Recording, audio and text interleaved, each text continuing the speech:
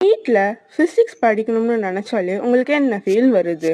Hundreds of formulas, long derivatives, complicated numericals.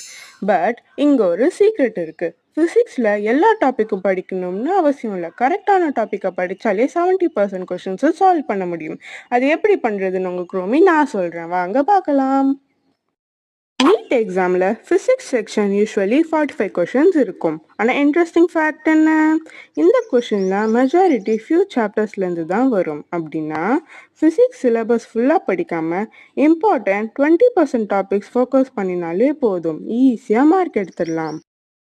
Most biology students ஃபிசிக்ஸில் struggle பண்ண 3 reasons: too many formulas, too many chapters, random preparations.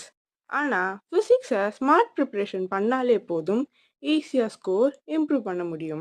எப்படி பண்ணுறதுன்னு நினச்சிங்கன்னா கீழே full video take பண்ணியிருக்கேன், அதை கிளிக் பண்ணி பாருங்கள்.